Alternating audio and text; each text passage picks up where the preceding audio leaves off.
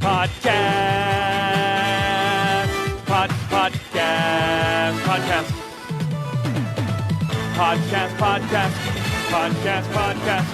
Podcast. Podcast. Podcast. Podcast. Podcast. Podcast. Podcast. Podcast. Podcast. Podcast. Podcast. Podcast. Yeah, welcome to another episode of the Racer X Exhaust Podcast, brought to you by Yoshimura, closing in on 70 years of four-stroke exhaust research and development. They've also have great engine work and a lot of other cool things. So go to yoshimura-rd.com, and I cannot remind you enough that everything that they put together is put together in the United States. Don't let the name Yoshimura fool you. They've got a complete assembly factory right there in the heart of it all, Southern California. Speaking of America, I just want to send a shout-out to Ricky Brabec winning the Dakar Rally, the first ever American to win that event overall on a motorcycle. It's also big because KTM has won the overall on the motorcycles in that event for 20 years now. And Brabec has brought victory back to Honda. And I just got a text from our buddy Chris Kiefer, who knows Brabec well, and he told me in 2013, Brabec weighed 300 pounds. And then he started racing, and 6 years later, he is the Dakar champion. He probably weighs 100 pounds now. That is one of the gnarliest events. I've had a chance to talk to Toby Price, who's won that event overall 2 times, including last year. Let me just explain how Dakar works. You ride all day, and then they hand you a notebook, and they say, here's the notebook with tomorrow's route. You have to take your roll chart, which is basically receipt tape, draw every single arrow from this notebook onto the receipt tape, and that's all you're going to have for guidance. No GPS on the motorcycles. So if you draw an arrow at a 45-degree angle and you're actually supposed to turn 90 degrees, if you mess that up one time, you're probably going to get lost, blow your entire rally. And then, by the way, you're lost in the middle of this year, Saudi Arabia. Good luck with that. So you ride all day, and then when you're completely mentally and physically exhausted, they hand you a notebook, and if you make any mistakes, you ruin your entire rally. That blew my mind. Plus, I feel now that they're on 450s, you can see a little bit more riding style and technique.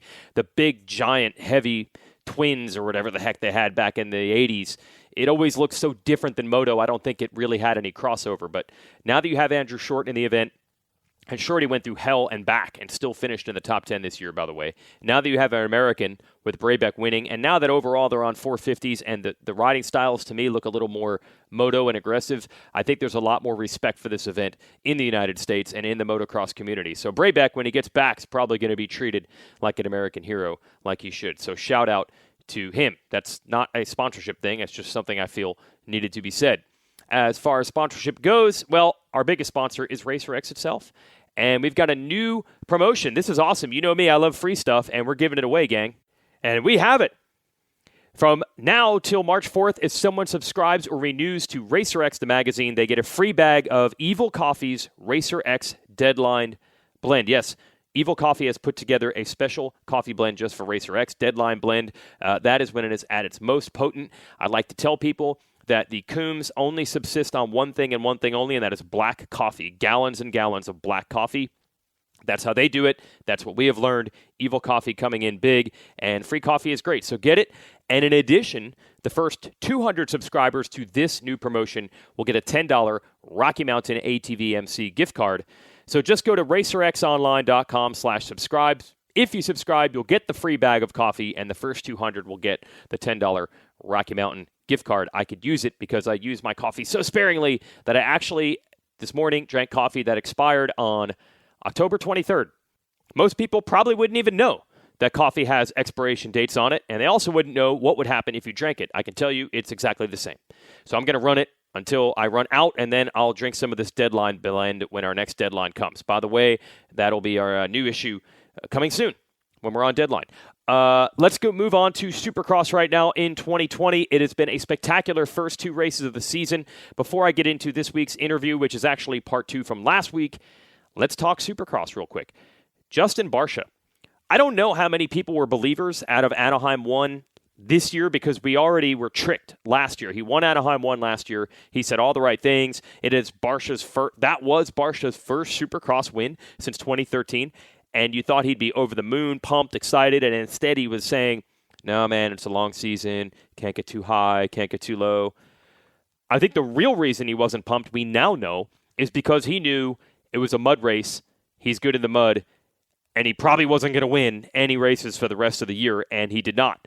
Barcia now admits that coming into last season, the bike, himself, physically, mentally, everything was not where it needed to be. He won in the mud. He didn't want to use that as a springboard because he knew it wouldn't lead him to more wins, and it did not.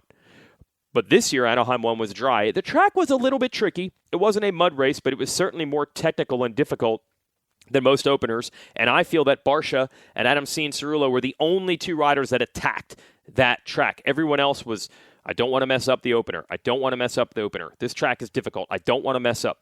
I feel like those were the only two riders that attacked. So Barcia did win. It wasn't a mud race, but there were still a few caveats. He said great things about the motorcycle and how much they've improved it, which was good, but we've heard that before. Everyone loves their bike coming into the season if you win the opener. Hey, Barcia didn't even like his bike last year, and he didn't tell us anything about that. So you got to take everything you hear at the opener with a grain of salt. So the real test for Barcia was round 2. He got second. He wasn't able to challenge Ken Roczen, but there was an unbelievably intense battle between Zach Osborne, Jason Anderson, Adam Cianciarulo, Malcolm Stewart, and Eli Tomac behind him, and they couldn't really gain on Barcia. And now you've got two different tracks. There was nothing about the St. Louis track where you could apply that to Anaheim 1. Again, Anaheim 1 this year wasn't a mud race, but I feel like it was tricky, sticky, rutted, square in some sections. St. Louis was a big track. It was a fast track. You had to jump big stuff. The dirt was primo. It was quite a bit different than Anaheim, and Barcia performed well under both circumstances. It was much better than round 2 last year in Glendale, where Barcia wasn't even in the top 5, and that was the real preview of how the rest of his season would go. So Barcia has the points lead. There's such buzz now with Ken Roczen getting a win. There's such buzz with how fast Adam Cianciarulo is going. Some good, some bad out of Cooper Webb right now. Justin Barcia, this is the story, I think. It's maybe getting overshadowed a little bit, but can Barcia keep this going? Is he legitimately right there as good as anyone else with a real shot at this title? It would be very odd for someone who came into the class so long ago, 2013 was his rookie season, to all of a sudden find himself and go for the gusto. 2 rounds look good, but it's very early. Cooper Webb had his first bad race, really, since joining Red Bull KTM. He was 12th. We were mystified until we found out, I think the sickness that he had at Anaheim 1 was even worse at round 2. So that'll make it interesting. You know Webb is going to be good, but he has now spotted some guys, some points, which will make his road certainly not impossible, but just a little bit tougher. So it will be fun to see him try to battle his way back. And Eli Tomac rode a lot better than you probably saw. I watched him very closely off the start. It was another horrid start for him. I think he had 4 riders behind him in the first rhythm lane. I don't know how he got to 8th by the beginning of lap 3. Tomac's specialty isn't going balls to the wall aggressive and slamming into people on the first couple of laps, but he must have done it somehow. I went back to watching the battle for the lead, and next thing I know, Tomac had passed 10 guys.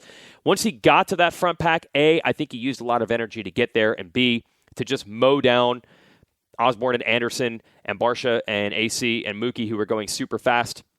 That was tough. He couldn't do anything with them once he got to them, but it was a way better ride for Tomac than Anaheim 1. So if you're worried saying he wasn't on the podium in 2 races, the Anaheim 1 was terrible. That was something to worry about. St. Louis was fine.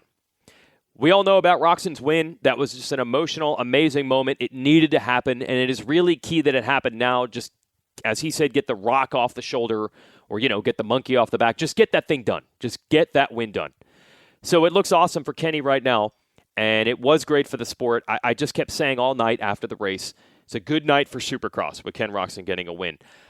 One thing I do want to mention, though, historically, Roczen is always good at the beginning of seasons. He's had the points lead multiple times in Supercross since he came back from those devastating injuries and hasn't been able to finish it off. He won Hangtown last year. We know he had some problems in the middle of the season. We've seen peak Roczen usually at the beginning of the year. So this is a real fork in the road here. Does this win and the fact that he seems comfortable on the bike and healthy, is that finally the springboard back to, now we're going to see dominant Kenny like we thought we'd see a few years ago? Or is it just early season Kenny is always good? That's going to make it so intriguing. There's only so much we can take out of these races. Does this mean much for Roczen? Does it mean much for Barcia? Does it mean much for Tomac? Man, I don't even know.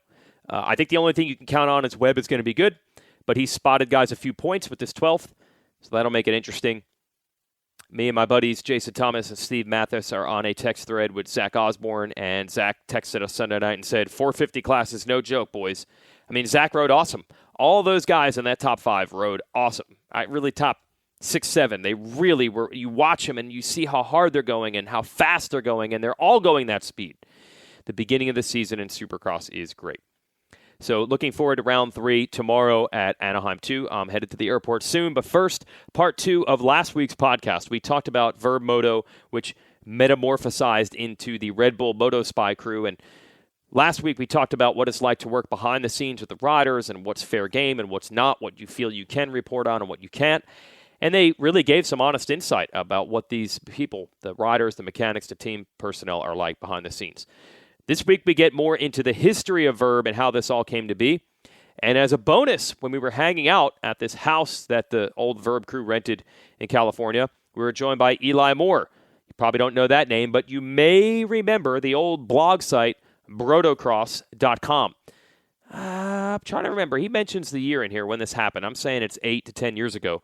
Brotocross came out of nowhere. It was a blog site that just put everyone on blast. It was amazing. It was awesome. It was hilarious. We loved it. And then you could see Brotocross started to grow a bit, and all of a sudden this dude who I think was from New England, no one really knew at the time, was showing up at a few races here and there, live tweeting from the stands with some very pointed opinions. And then eventually Brotocross was reporting like real news, like he was starting to get real information. I have to say that I think that rogue effort, we all know the way media has gone now. Brotocross was ahead of its time on the, I don't know who this guy is. He could be in his mom's basement. It's raw, it's unfiltered, and it's just coming at you whether you like it or not. That is really the way a lot of media is today, and Brotocross had it back then.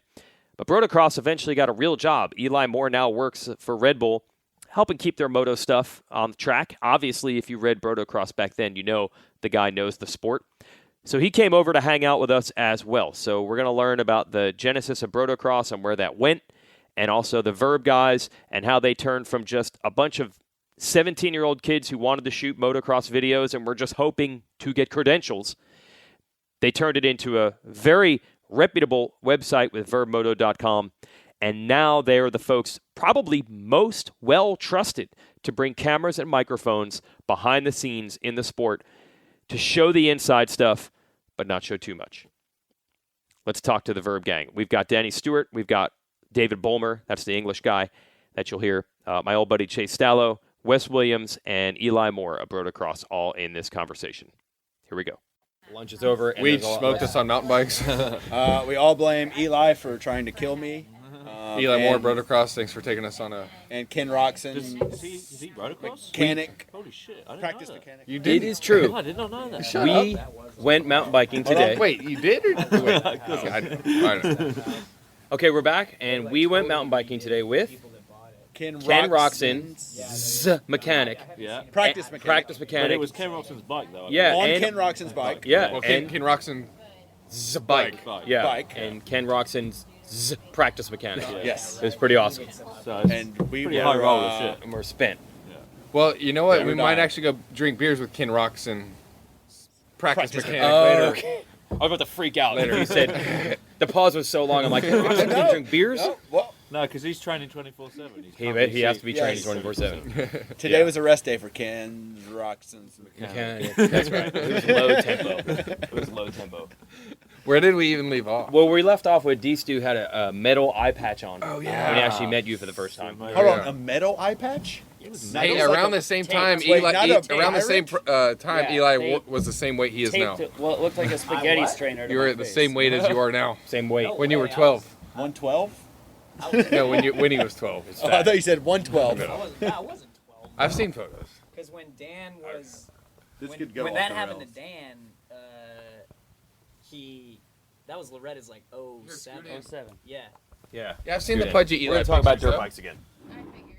She's pumped. Hey, so Aubrey's here now, my girlfriend, sitting in the couch Moto Spy mom. with my dog, and she's gonna listen to us talk about dirt bikes And now we're more all after drinking Anaheim. beer, not just We brought in Eli Moore, who used to be a sharpshooter assassin on the internet. Now he's just a regular guy. I Dude, was the is head there any keyboard chance warrior. Brotocross ever comes back Next week. Next week. next week? There is a chance that Brotocross comes back, but I just gotta be feeling in that mood because it came from kind of a dark place. Like I started Brotocross because I had lots of time because I had blown my bikes up and couldn't afford to fix them, and I didn't have a job because So I had just Four Strokes. graduated college. Four Strokes created Brotocross. Yeah, I grenaded two Add it to the list. YZ250Fs. There it is. A Add week it to the apart list. from each other. The upside of Four Strokes, it created Brotocross. Yes. Finally, we found something. Yes. Yeah. Although those bikes were great because they lasted for So a really if long Two time. Strokes But come I back- did grenade them and Brotocross might come back. What was your favorite piece of content that you remember? The fake James Stewart interview.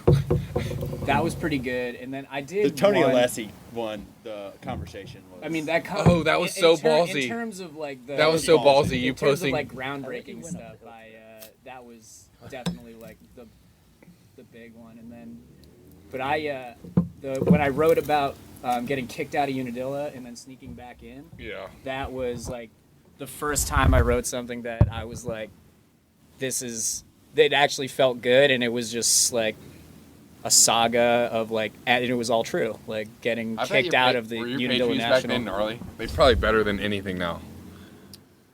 I mean, yeah, at the peak they were pretty good. I bet. Yeah. People actually used to read stuff. People are reading this, right? Or is it? Yes. Yeah, It's gonna be transcribed. Yeah. Kelly. One of the things I liked most about Brotocross was you stopped at the wrong time because those of us like myself that were starting to get info that we can't put anywhere. Like there's things that will piss us off, but I can't burn people myself. And I was like, dude, if there was an outlet where I could be like, there's truth and justice out there, but I'm not the one that can say it, but I need to get the word out there. Yes. So you wrote one thing one time about, I won't say the F, so I'll say the hell. The hell is a child labor law, where you wrote that teams were basically signing 13-year-olds to long-term contracts because they knew if they offered them like $10,000, the parents would sign it for sure. And it was the easiest way for the teams to save money. The hell is a child labor law. And I was like, dude, that's probably true. They probably are like, we'll give you a factory contract now when you have no value, so we don't have to pay you more later. There's shady stuff happening all the time. I've never thought of it that way. That's crazy. Did you remember this? Yeah, oh, definitely. Oh, yeah. And I was like, you know what? There's probably shady stuff happening all the time that if we wrote about it, we'd get 19 phone calls and people would say that's not true. But if Brotocross, who no one even knows who it is, wrote about it, the truth would get out and they wouldn't know how to stop it. Yeah. They wouldn't even know how to contact you. To me, That is it was. crazy. You're Easy E, dude. Nobody even know who you were. Well, that was what was so significant about it when during that major uptick when it got popular was that the conversation that was happening around like who is it, like people thought it was Mathis or Pang or you. Yeah. And Nope, some 18-year-old kid. no, that was the thing. I was nobody, so it was like obviously no one expected it was me. So That's pretty rad. How And old then- were you? I was 12? 2012. 2012? Oh Oh, yeah, sorry. no, I started it in the end of 2010, so Okay. I was 22 To when I me, started it. I was always a big fan of Deadspin, and it was the Deadspin of Moto to me. Like, and it was just ballsy and like could say things that Racer X or Verb or MXA And Verb was Or- even pretty edgy. And Verb but was we couldn't- pretty we couldn't even edgy. touch it. or Transworld could never say. And it was like Moto needed that, right? Yeah. Like it needed someone to be like, this isn't right, or this isn't, Yeah, really we put a couldn't do it. stamp on it. We couldn't do it because we would get the. But in a funny, M&F or phone comical call. way too, Yeah. right? Like it was. Yep. It We was also sponsor you. funny. We don't like it. Yeah, we sponsor you. We don't like it, and No, now we're I don't want to pulling say. our ass. All right, I'm going to correct that one. Okay, there was a time actually where Verb and DMXS were going to do like a pay to subscribe thing. Yes, Verb we- Insider. Yeah, but Right, and I remember Kevin Kelly that way saying, too early. dude, it'll be awesome. For once, the advertisers can't tell us what to write. And I'm like, I will be brutally honest. Chase, you can back me up on this. How many times A handful. did we ever Okay, so in like 10 years, like we have 3 examples ever. But you guys have never been crazy edgy. Like at Verb, we did some pretty edgy shit. But like Oh my Kevin God, Wyndham, strong side, weak side, MSR, answer, pro taper, call. Like what the fuck is this? Like, But we never. The reason we weren't edgy Never got- isn't never because got of to Kevin sponsors. Wyndham. It's not because of sponsors. it's just not who you were. No, it it's wasn't who because we were. the riders and the teams who you need to work with you would be the first to I think- stop talking to you. I think though. We seriously, didn't have dude, the Wyndhams on our side anyways, but like it was all Right. in good fun anyways, and I think most Yes. people knew that. Yes. But like most of the guys that we'd poke fun at were our friends, so Yeah. it always worked anyways. Like we could throw bows at Adam or Cooper all day long, and they'd be like, "Oh, dude, that was pretty Not funny." sure I can't Christoph write. Porcel was ever our friend. Yeah, so there was definitely people that weren't our friends that we didn't give a shit about anyways. So my point is, as I start this over, is RacerX couldn't do it only because we were afraid of burning the relationships with the riders. You guys were at such a higher level than us. Yes. In the Supercross pits, we were more of an amateur website that So had you could do it, we yeah. had We barely couldn't even minimal. get passes at Supercross. Yeah, we were minimal access to Supercross. We didn't give a shit. I wanted to dispel the myth. Like Chase and I would have the meeting every Monday, and never, ever, ever were the decisions based on No. sponsorships. Oh, No, okay. They were based on relationships. So if you're Brotocross, who we have over here, no one even knew who you were. You had no relationships to worry about. Go for it. And I feel like, okay, maybe you were outsider at first, but weren't you you were clearly starting to get some real info. Like it wasn't just your opinion from the couch. You were Yeah, starting I to get did. real stuff. I did. The best one that I ever got was I was the one that broke that Dungey had signed to KTM, that the contract was done deal. Think about that. It was all speculation at that point, and the dude who gave me the info was Kurt Caselli. He actually emailed me and he was like, "Dude, I'm a huge fan. I was at KTM today. I saw Dungey there sign the contract. It's a done deal. I wanted you to have the info." That is awesome. Yeah, and I had never met him before. It was super Unreal. sick. Yeah, like I honestly Long live fanned out Caselli. just getting that that email. Yeah, so And that's my then I point. wrote the story. You could yeah. have really become like I've got something I got to get off my chest, or I got something that's really cool. I can't say it, but this dude, why wouldn't he? I'll give it to you. It's like Yeah. WikiLeaks. Yeah, Brotocross is becoming WikiLeaks. Yeah. Yes. That existed at the time? I don't know. Because seriously, the relationships are everything. Like, so if you guys are doing Moto Spy, another plug for that show.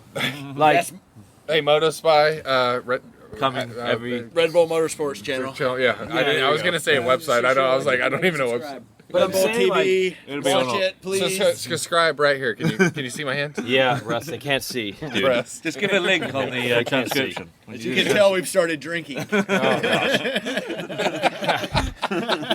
That's just the way Chase talks always. That was not me talking. That was Wes. Describe. Prescribe and describe. Press. My point is that you're asking a lot from these guys to do these shows. You have to go there and ride and get, again, you can't be true journalists because they're giving you the access. Yeah, so right. you're Yeah. already in their debt a little Yes. bit. So once you owe them that and they owe you this, you're in this dance a little bit. Absolutely. But if you got weirdo Brotocross outsider guy, he owes nobody nothing.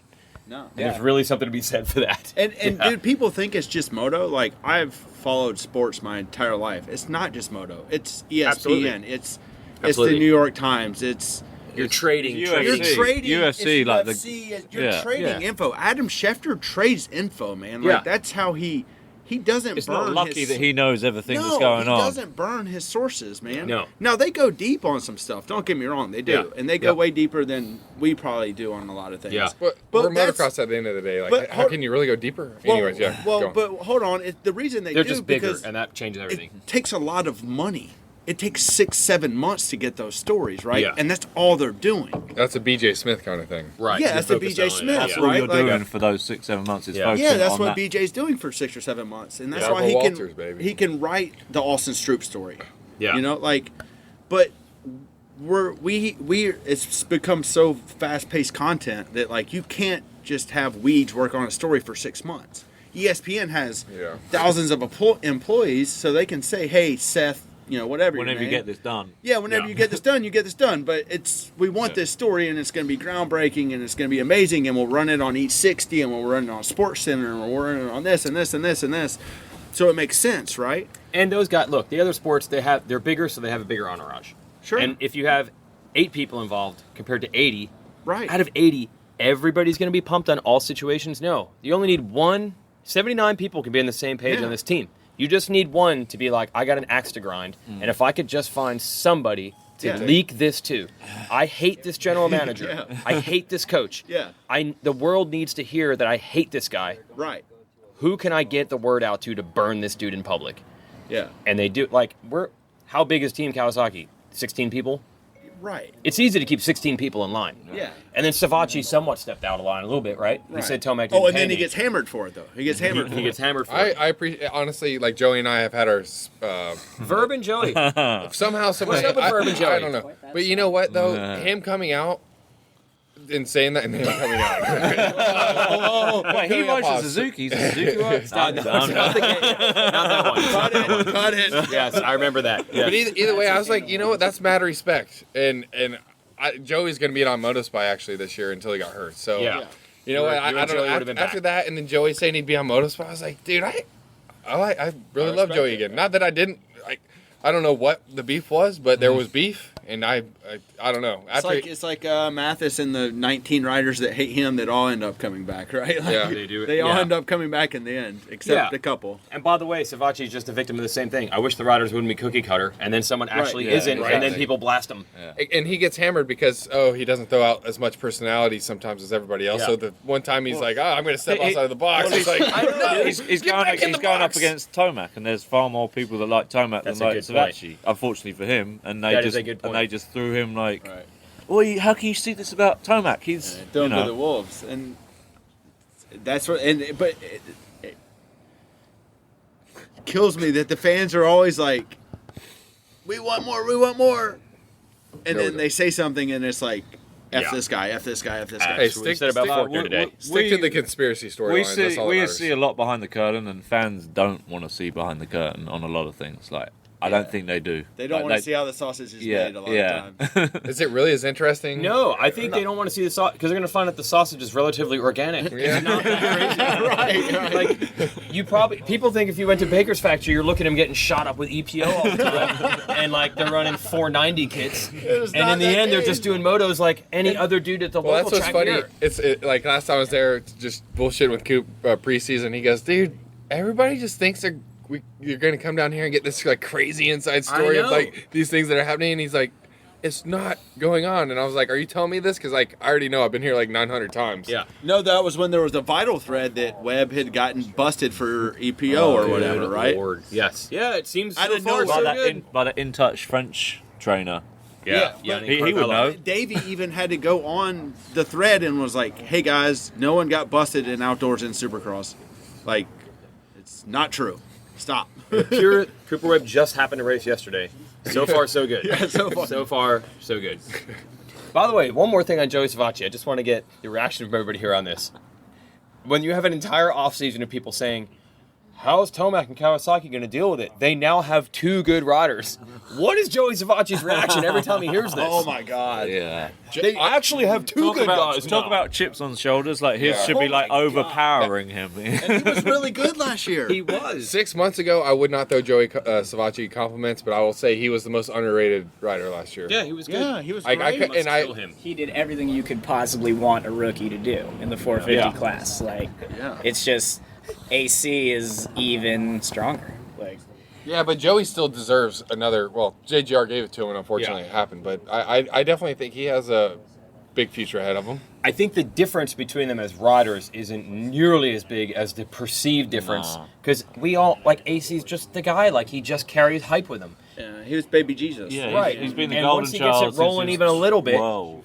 People are jumping on that bandwagon. Yeah, he's been a media darling since he was 12. Right. It's the same way. If Shit, James Stewart before had that. two good races in Yeah. Pro Yeah. I mean, his story is just so enticing too, because he's Yes. like you're saying, And he he was the rides darling child. He was like the child star who Dude, I remember filming him. got crushed and then is building himself Yeah, back up right. even stronger. Yeah. So you His- want it to work out Right. so badly. He has 3 good races, and you're like, yes, this is it. Yeah. This is the story I want. It's almost like the years of having injuries and not being able to race actually helped his whole story. No, it did. It made you want to. Everyone loves a comeback. Everyone loves the But prodigy either- that fails and then comes back and does it Even if again. it was the prodigy that seceded from the get-go, No, they would have liked it. They would have still liked it. So he didn't lose in any way, shape, I don't or agree. form. No, No. they did not because like he'd be it. the spoiled kid that's winning. I don't know, and as he's long- had the best equipment. If and he he's still acted like he is now, super appreciative and happy, It would have been go-lucky. tough to hate him. You're right. I think he would. eventually would have, but it would have taken a lot longer than it did. Because I think when he got hurt and like people love to build people up, tear them down, To take and them down. and then see them build That's comeback. what I The mean. comeback story, right? Yeah. Like The Ken Roxon story we're still waiting on.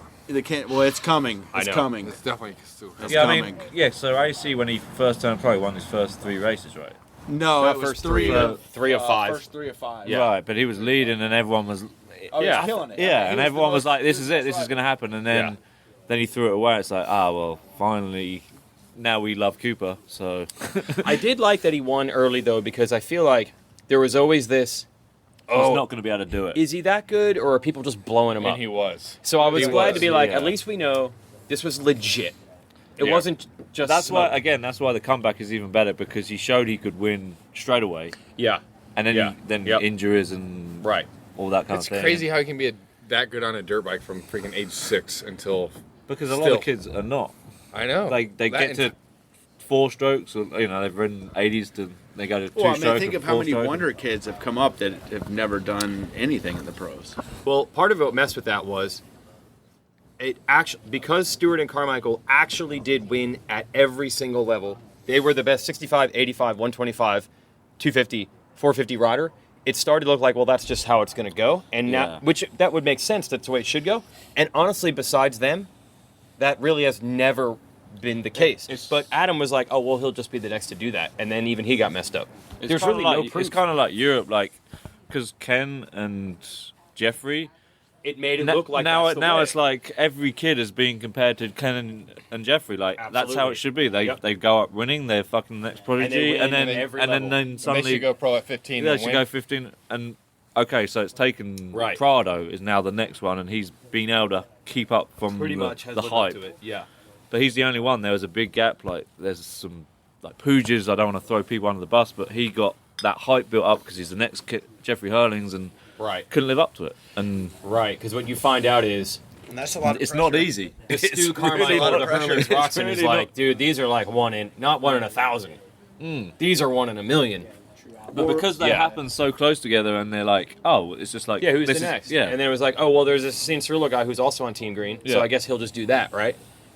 And then it didn't happen. It was like, what? Well, it's like when everybody was trying to find the next Jordan. Remember, like Harold Miner. Baby Harold Jordan. Miner was the next Yeah. Jordan, or Vince Carter. Jerry Stackhouse, the Yep. next Jordan. Everybody was always trying to find next the Jordan. next Jordan. And Yeah. like, if Jerry Stackhouse wouldn't have been compared to the next Jordan, he'd Yeah. be looked at completely differently, Yeah. right? Like, yeah. same with Davey or Pooges, Yeah, yeah. I'm not going to try to pronounce it, but yes, I could we'll let the Euro pronounce it, That right? goes so sideways. Right. And it's so crazy how 5 years ago I was there shooting with him Yeah. and thinking myself like, holy shit, this kid is so. I did not legit. even know this. Oh yeah, he was the next Hurley. Pooches was considered that yeah, level. He well, the thing is, he got 5 years. At that time, KTM was signing everyone to 5-year deals. They signed Prado at 11 to a 5-year deal. Paul Jonas got one. Pooja's got one. Conrad Muse got one. I don't know if Natsuki got one. He might have done. But they signed a lot of people to 5-year deals because one of them is going to pay off. And breaking news, Brotocross said, the hell's a child labor law? And if you could just sign these dudes really early, 5'11" in trouble for this, aren't we? The thing is, for KTM, if we sign them early and cheap, we'll save a lot of money and they'll be our guy. like at the 2011 Junior World Championships, Prado won the 65cc World Championship. Paul Jonas won the 85cc World Championship. Really? Okay. Savacci actually won the 125 World Championship the same year. So they're right. I mean, it worked for them because they got those two guys early. They kept them, and they won world titles. So I mean, it pays off. But Yeah, Jonas and Prado, no doubt. Yeah. It did work out. But I swear there was a name I didn't even recognize. Conrad Muse British. And there was another and guy? Josiah Natsuki, a New don't even know who Zealand that kid. is. I mean, I don't know if he got the If same. Verb Moto was still around, you might Yeah. know. But Oh, okay. All right. It's like next week coming back. It's like Jett Lawrence. Like everyone in Europe knew he's going to crush it. Like, Yeah. And the same with like I remember people would say Jeffrey Hurlings is going to crush it. Ken Roxon's going to crush it. Right. And it takes a while for you guys to to get there. And then suddenly it's like, oh yeah, we know he's going to crush it. Look, he's crushing it. And you're like, I have a oh, hilarious, I have a hilarious story that just happened on Friday night. So we did our live show Friday night, and Jake Weimer was there, and he was talking about being on the Nations team in 2009, which he said was the greatest experience of his life. And he was coming through the pack, and he caught some guy named Hurlings who he had not ever heard of, and he's like, I can't. He's like, I got to pass this dude. I'm a loser. I've never heard of this guy. And he's inching up on him, inching up. But he's like, I can't quite. I got to get this. I'm not passing a guy I've never heard of. And it was 15-year-old Jeffrey Hurlings who he had not heard of. Acknowledged that he rode that race to us when we were in Holland. He was like, didn't like talking about it because he did badly. Oh, no, I don't remember. Yeah, that. Weimer was coming to the When pack. we did the platinum Right. with him. And Weimer was like, I'm in 13th, and I've never heard of this guy. Now, I think Weimer was faster than him then. Yeah. 22-year-old peak Jake Weimer. Right. Supercross But the point champion. is, they had to tell him later, like, dude, that guy's only 15. Like, no wonder you haven't heard of him. But he's not a loser. He's just 15. Yeah. But he didn't even know who it was. That is I watched him, Jeffrey, win the 85cc World Championship the year before. The year before 09. Yeah, in 2008 he won the 85cc. He beat Matt Angsty. And he's We battling got, Jake footage Weimer. of that. Yeah, from Gary. He would have got footage. Jake Weimer was like a man Yeah. at this point. And he's like, I've never heard of this guy. So it does make it... Okay, so this is interesting you brought up Jett Lawrence. What Jett Lawrence has done now, Jett Lawrence is just phenomenally talented. Yeah, and everyone Yeah. knew that. Like, everyone could see it. Right. Like, and I worked with Hunter for like the 2 of the 3 years he was in Europe. He might have been. I knew it, and he's a very good rider. Yeah. But people were like, Jett, just keep an eye on Jett. Keep an eye on Jett. And yeah, now everyone here, he kind of skipped the he's jumped years Yes. because of how well he's doing. Literally from the first day of Loretta's till now. In those 5 Unreal. months. Yeah. Unreal. Oh, man, think of it as past 6 months. I mean, he's gone from Loretta's I mean, to Monster Energy Cup Amateur All-Stars to A1. Hey, it's Weigandt. Quick interruption of the Jett Lawrence Euro America Supercross Australia blah blah blah convo to remind you of Yoshimura. Hey, that's the exhaust system that Jett Lawrence has. Yoshimura-rd.com. And also go to racerxonline.com/subscribe. Get the new Evil Deadline Blend bag of coffee and help us keep the lights on. RacerX is why we get to do stuff like this. So support the sport. Support us. Thanks. Let's go back to the conversation about Jett Lawrence. He won Lommel as a 15-year-old against good riders, and you can't win Lommel unless you're a good rider. When he won EMX. EMX. Okay. Do you win Lommel? Or maybe it was Mantorville. Well, the point I'm getting at is the one thing he's messed up a little bit is it's made some of the Americans say, oh, dude, that EMX series is a better way to develop riders. But some are like, no, you don't understand. You can't use Jett Lawrence. It'd be like using James Stewart as an example. Like, Jett Lawrence might be an exception to all rules. He's just really good. Well, the thing is, you ride motocross, EMX, like, used to get a lot of criticism for a lot of things, but one of the things you can't criticize is that pyramid system where EMX 125, EMX 250, MX2, MXGP, because they ride the tracks. You know, when the Motocross of Nations happens, you've got people who have ridden that track, or at Assen, even the people at Assen, they would have ridden that track for 3 years. Even the young kids in MX2 would have still ridden that track. They know it. They're long motos. They're 25-minute motos, I think. Yeah. So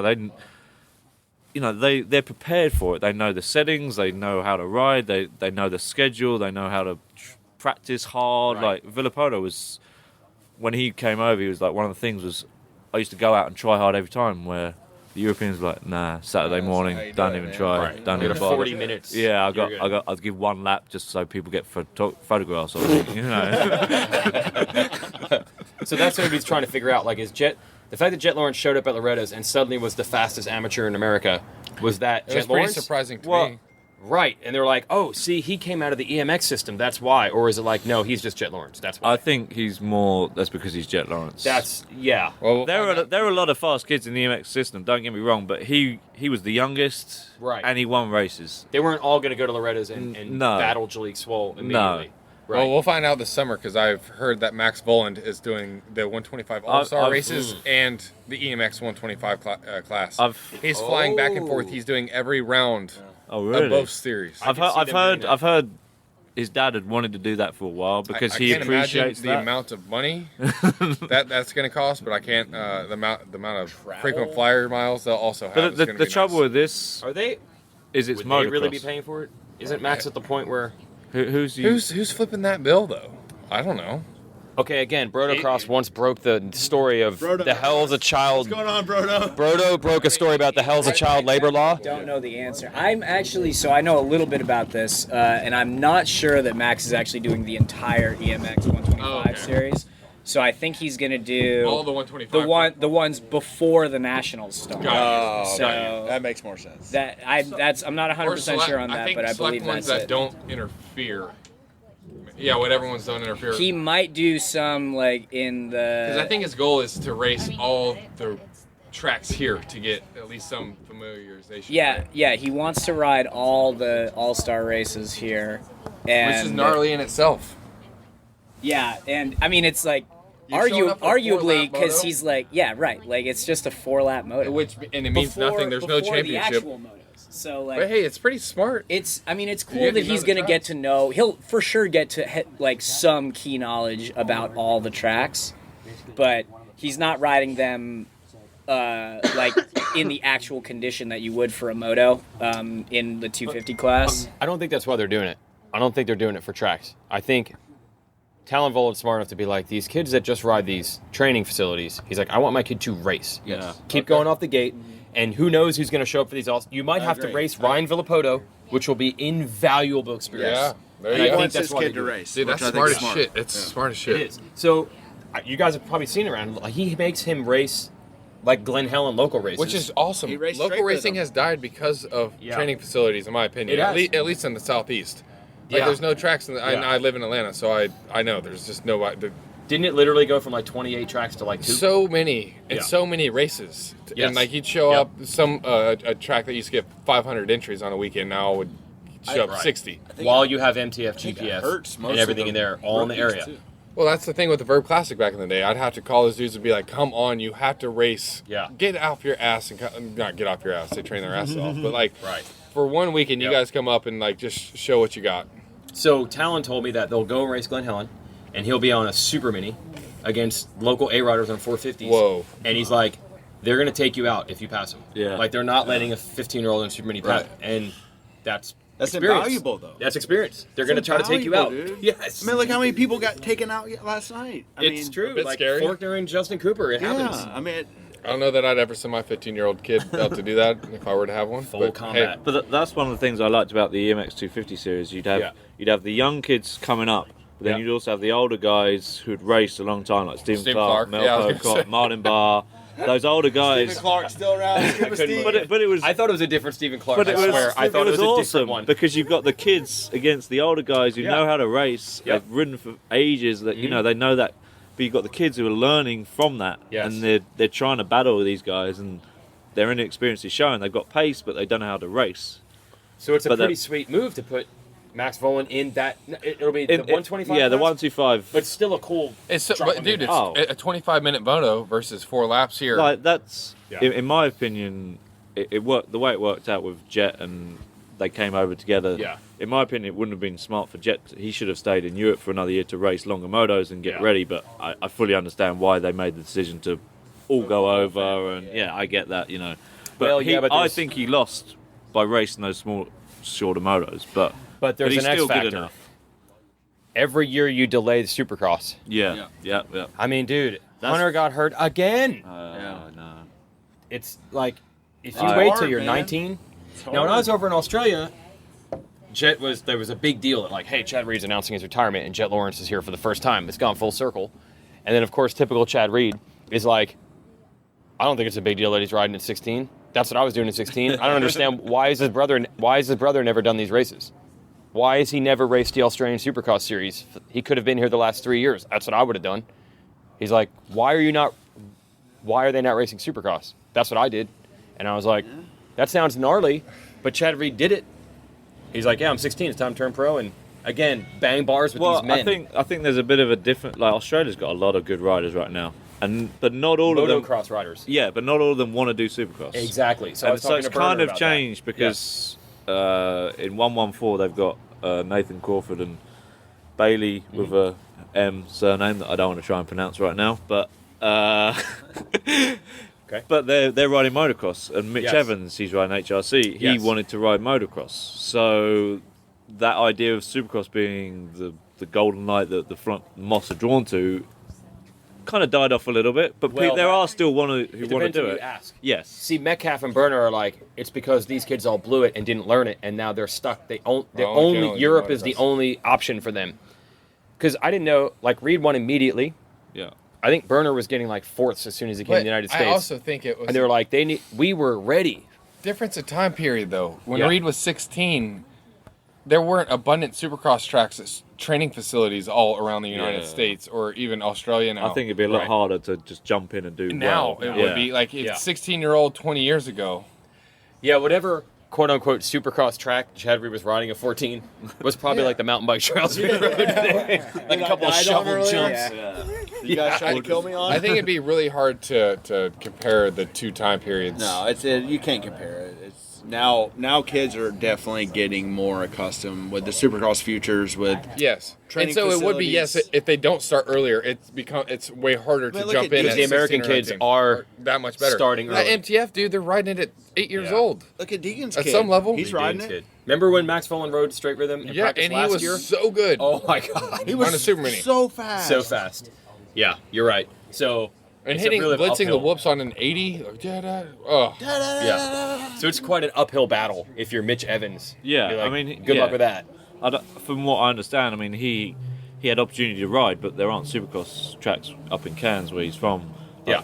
He rode motocross, have a Yep. load of land, and Basically that's gotta what he have did. a lot of land. Yeah, that's Or a lot of money to go to a place where yeah. Yeah, they Yeah. don't have like milestone in Australia. Like I know that from doing X Games, like where like all the Australian X Games athletes, like they're all farm kids. Yeah. And they just have a lot of land, and they build their freestyle stuff, and or even the Supercross kids. I'm like, oh, you grew up riding Supercross? They're like, yeah, we had a lot of land, or my buddy had a lot of land, and he built a Supercross track. Like they don't have like milestone. Yeah. And I'm like, Or MTF or well, I'm whatever. like, well, you're near so and so. He's like, no, actually, he's like 16 hours away from me. And I'm like, oh. His next farm over. That's right. That's But I'm right. like, but they make it's the stupid American where it's like, oh, you forget how big Australia is. Right? Australia, you're all locals. You're probably all cousins. You all know each other, right? Yeah, you must know him. Yeah, exactly. But it is funny because like you learn that stuff talking to these guys like Harry Bink and Jacko and Bilko and all those dudes. Like some of them do live near each other and know each other and ride Yeah. together, but Yep. others are like, yeah, I've met them like a couple times on tour. Like we tour together, but no, I mean we're 12 hours from each other, man. Like Yeah, we're not even close. They didn't grow up together. No, we're on the Gold Coast and he's in like the middle Yeah. of whatever, and it's like, well, okay. Hang on here. Wes went away. Oh wait, what? Oh, you're back? What? I'm here. I was just saying, hey. So I'll be we took. Let's see how long. I don't know how long. I can't Yeah, see long the time. podcast. No one is going to listen to. yeah, right. No, I think this is good stuff. I mean, it's great stuff, but who actually cares to listen to it? So you'd be surprised. These are the conversations people want to probably hear. We're just the only ones bringing it to them. Maybe.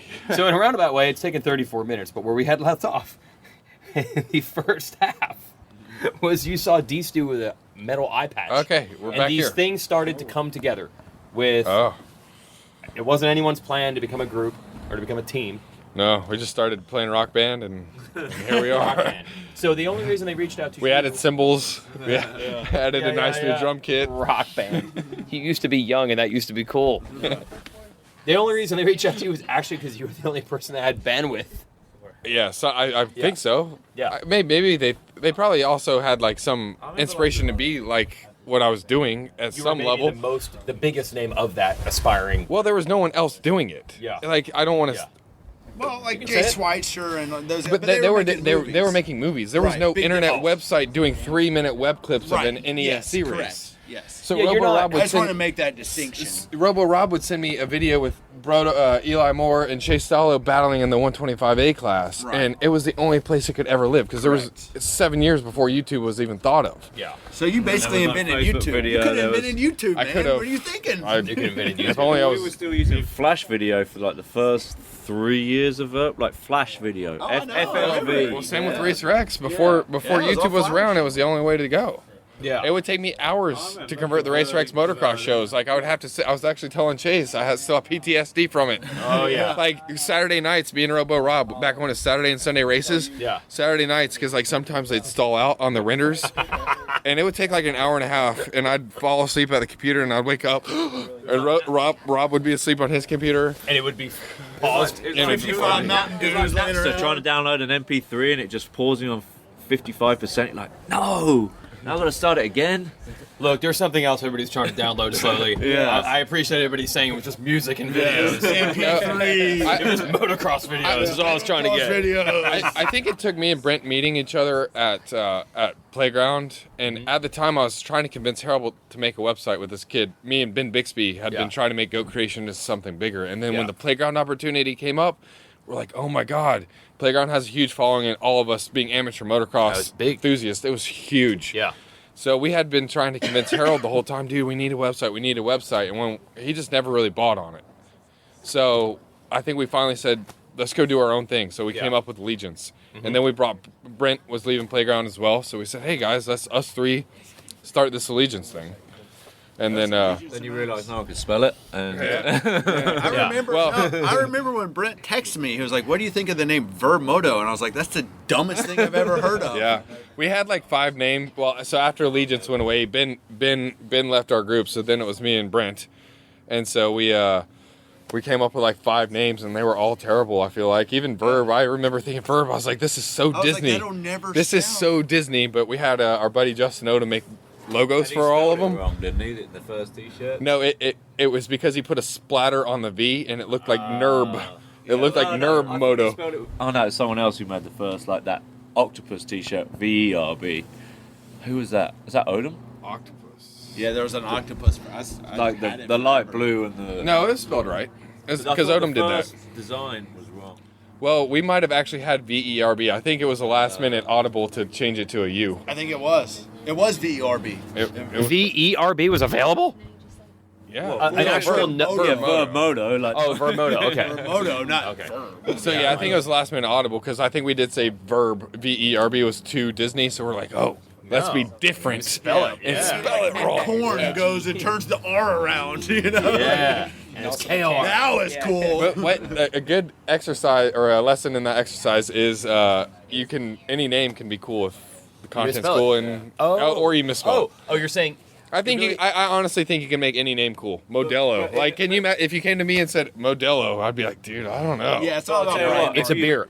If you have verbmoto.com, you've got to have verbmoto.com as well, because our analytics, there would still be 2,000 people every time typing in verbmoto.com. So you had that. You got both URLs. Yeah. I still have every single URL you could ever you imagine. can see the auto refers every fucking month. VRB Moto. God, just go to the right Moto. VERB also? You wouldn't believe how many people still typed it in Google to get to the website. That's what I mean. They type it in VRB Moto. Like, you really not know it by now? I guess my mom's going to your site because that's how she does it. But I think once Verb launched and Minios 2007, and then Racer X. 2007? And then Racer X was posting all our daily content because it was like we had it presented. The videos presented by Racer X. You guys posted it, and I remember that. We had like 20,000 unique hits the first day, and like it was on Joomla, where you could actually see how many people were live on the site. Yeah. And so that was what Allegiance was on too. And I remember having like 500 people on Allegiance at one time, being like, "Holy shit, there's 500 people on the site right now." And then at Minios that year, it was 20,000 people the first day, and I just remember being mind blown, like, how is this possible? We have 20,000 people looking at our site right now. Yeah.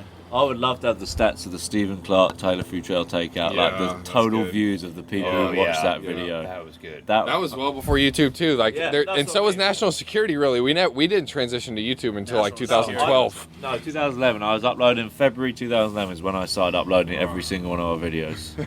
Crazy. It took a while. When did you decide to take Verb, which was primarily an amateur thing, like you really did eventually to me, where you're just both? Yeah. Well, that was kind of Andrew Campo, who came in and started being our marketing director at the time. We found out by him and Brent going and doing marketing meetings that we weren't going to get any money to be an amateur dirt bike website. Everybody's like, wait, you're already a website, but you're going to be an amateur-specific website? You guys are idiots. So they're like, we don't even have amateur marketing budget, which seems absurd now. But they did not have it then. And so they're like, the only way we can give you money is if we can dedicate some of our pro marketing budget to your website. Even though it'll be minuscule unless you start doing pro stuff. So in 09, we started covering Supercrosses, doing like the day in the life video series. I remember like following Blake Wharton to Jake Weimer, a couple guys to the races out here in Anaheim. And we started doing some during the week Supercross videos, whatever. We did the pre when you go to the Supercross from the press day. We did videos, we did and no one was doing those. And Georgia Lindsay. Georgia was our presenter. Lindsay, Yeah, she was our presenter. Yeah. Wow. So, and we did some really cool videos, and I think Feld took notice and was like, damn, these guys are actually changing it up. But the problem was we were 22 years old, and they're like, what are these kids doing up in our business? Well, here was the weakness I always felt you guys had. You had gone from, like, I just want to get a credential and maybe do this, to legit so quickly that I feel like you guys almost forgot that you could do things legitimately. Like, it was always like, how can we take a shortcut? Well, we don't have enough credentials, so just sneak over the fence. Like, I feel like you still had a bit of rogueness. Ojo bag, hide an Ojo bag. I feel like you always had a hint of rogueness to you, and I'm like, they're legit now. They don't have to cheat. They can just get passes. Well, you know what? I'll still say we got that in us. And you know what? I never want to lose that. I feel like that gives you a little bit of spunk. You're not never fully corporate. No, we're Volcom for life, dude. Even though I doubt any of us are still wearing it. I got DC's on, actually. Youth against establishment, even though we're all not youth anymore. Well, we all work for Volcom. So At one stage, that was how our paychecks rolled in. Volcom was like your best thing going? Volcom used to give us so much epic free shit. Oh, okay. So, No, that's how I made all my money, was Volcom and so there's still a joke. You got paid in Volcom clothes. They always say, hey, let's get Wes to go shoot a video this weekend for Single Track Project. And they'll be, oh no, he's probably got some Volcom shoot to get like 4 pairs of board shorts. Oh, you were doing content for them for the free No, stuff. I don't know that. Okay. Yeah, we did a little bit of content. But Well, remember Minios, you had that Volcom little stop motion. That's right. They were an advertiser on the website. We're tossing them some content maybe. But yeah, they'd let us roll into the Volcom warehouse out here and give us like $5,000 of allowance to go in at cost. And you know how many T-shirts it takes to add up to $5,000 in cost? It'd be like, we'd walk out with more T-shirts than you can hold with like 6 of us. And I'd be like, what am I going to do with all these T-shirts? still wears them. Wes still wears them. I swear on my life, in my mom's attic, I still have Volcom shirts brand new with the tags on them. I can't get through them. There just aren't enough days in the year. That's what I'm saying, though. Like, instead of them saying, we'll give you $5,000, where you'd be like, no, $5,000 of free T-shirts. Dude, you were more pumped on that. Dude, you're 22 years old getting contracted by Volcom or advertised. Like, that stoke level for us. Like, we were making enough money to make it work. And if Volcom wanted to be involved and let us go to the freaking Volcom factory to pick out whatever the hell we want, it was badass. Yeah, at that stage you got like Villapolo in Volcom. You're like, oh my god, I'm wearing the same shit Villapolo's got. I'm and him. They were getting us to go do videos with Villapoto. So like it was really cool access. They got us in a few times, and I don't know. I felt like having Volcom on Verb Moto was such a huge legitimizing factor as well. Yeah. So we not only had Thor, but we had Volcom, and nobody else had Volcom except us. But here's the problem you run into. Eventually, you do get older, and it becomes somewhat legit. And if you're chasing the pro thing and those dollars that you were trying to get, now it actually starts to become real work, not just stoke. And dude, running a website is of course so hard. No, that's I mean, happened, right? If that's definitely a factor that plays into everything. Like as all the websites grew and marketing budget spread out between websites, you know, say a Volcom or a DC that paid us a lot of money per month. It went from a shitload a month to half that the next year, and then I remember the next year getting cut down. So by like 2013, we were making a third of the revenue from each person, which means we had to go find triple the amount of people to make the same amount of money to keep doing the same amount of stuff. So when people are like, what happened to Verb or this website or whatever, it's like, well, I'm not only growing up, everybody else is too. We all want to be able to not have to share an apartment with 4 people, live in a motorhome. Free T-shirts aren't enough. I'd love to go buy a car and be able to afford the payment. So like, I can't live off $1,000 a month anymore. And I'm pretty sure we did from like 08, 07, 08, 09, 10, and 11. I think all of us made, I'm not kidding you, $1,000 a month What? But you had all the free T-shirts you wanted. Well, that's why I had to do video stuff on the side. Yeah. I would go and do every single video project I possibly could, so I could actually And do that's shit. it. Verb was. It wasn't just there was the main group, of course, but there were so many contributors to because just everyone wanted to be a part of it. Wanted to be a part of Verb, and like we were always good to those people Yeah, because we never took we never advantage. screwed people over. I feel Even like if there it might was be $300, Yeah. if it's you know what? If this is the only thing we can afford, I never let anybody do things for free. So it was like we got $300, Okay. and there's probably plenty of times we could have been like, hey, dude, Our we don't. payroll was probably like 50 people. Yeah.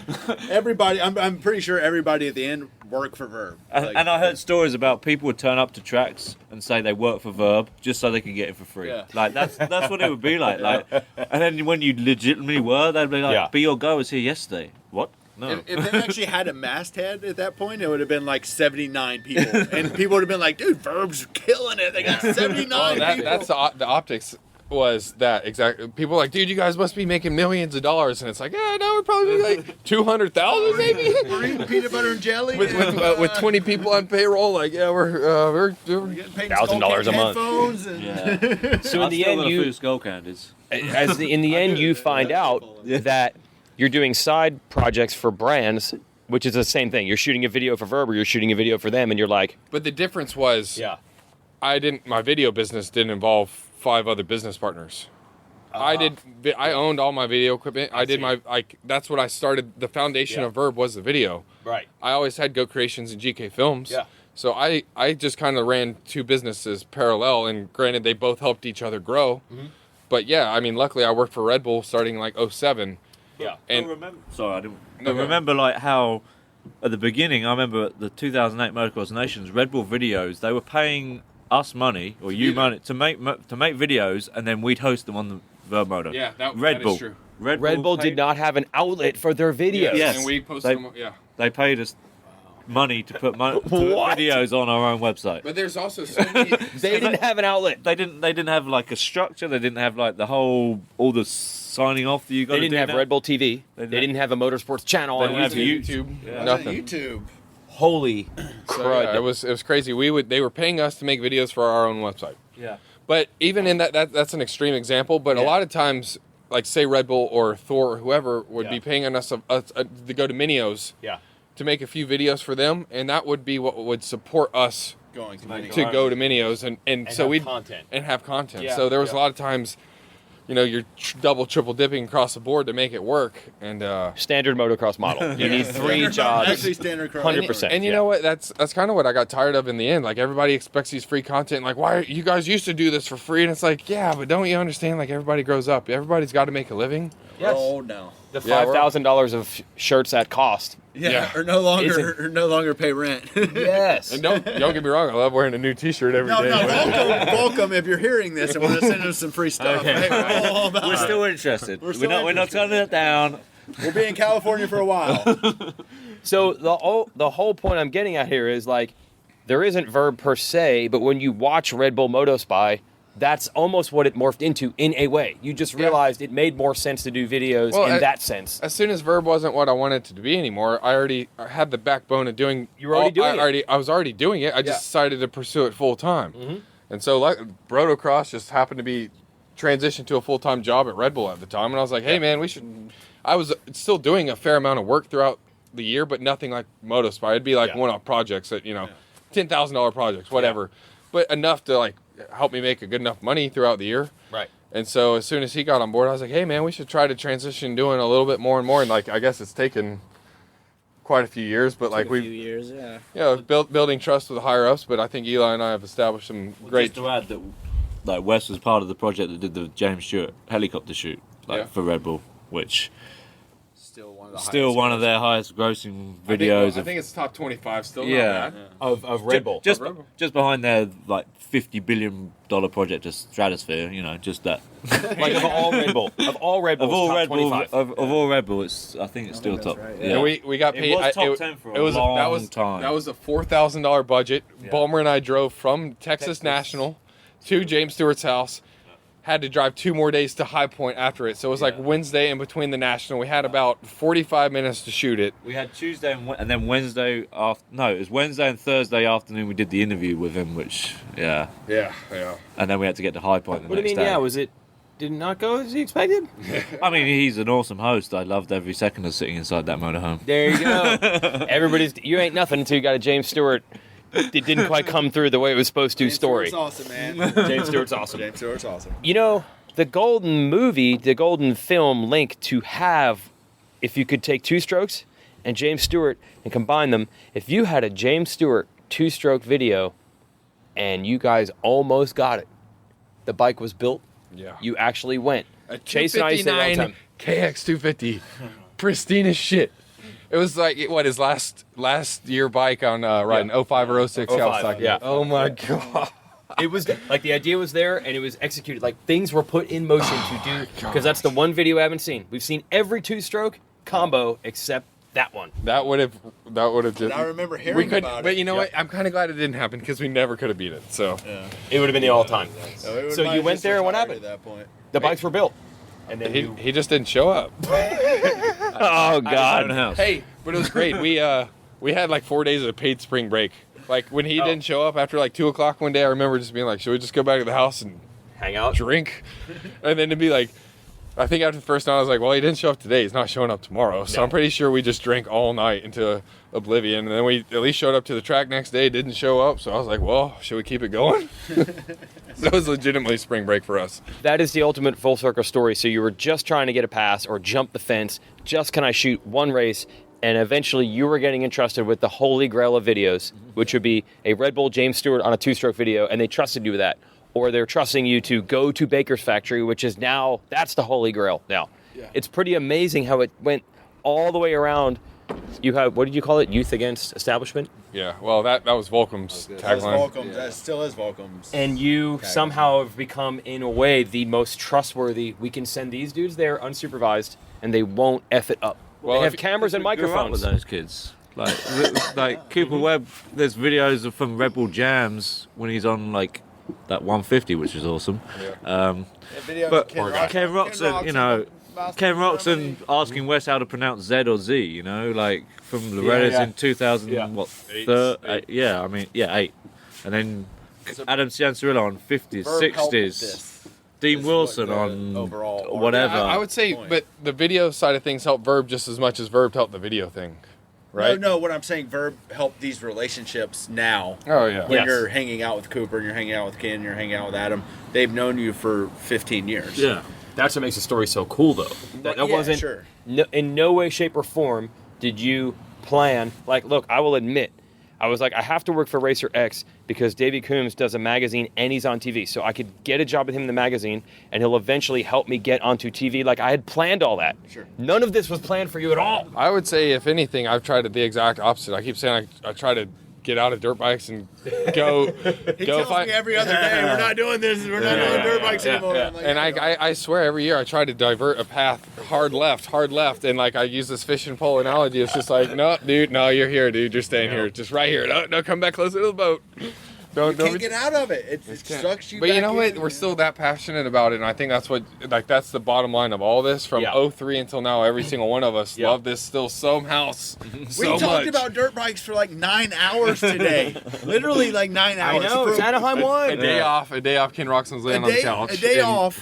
Danny woke up at like 8 in the morning and is watching highlights. Bullmer and I are talking about it. We go back into the thing. Wes is up. We're talking about it. We go to lunch. We're talking about it. Yep. We go mountain biking. We're talking about it. We're talking about it now. It's like. Well, you know what I think we should do? Let's go to Selma's, get some wings, more beer, and talk about dirt bikes. We're going to talk dirt bikes. We're out of here. Yep. Talking dirt bikes. That's what we do. That's what you do. We just do it and we hit record. That's pretty much what I try to do on this podcast. I just hit record on these conversations. So thanks to those Verb guys. Thanks to you for listening. Thanks to Evil Coffee hooking us up with the new Deadline blend. Go to racerxonline.com/subscribe and get yourself a bag. First 200 new subscribers also get a $10 Rocky Mountain ATV MC gift card. racerxonline.com/subscribe. But the biggest thanks to Yoshimura back on board for 2020. zeroing in on 70 years of four-stroke research and development. Check them out at yoshimura-rd.com. That's the Exhaust Podcast for this week. I'm off to Anaheim, too. Talk to you soon.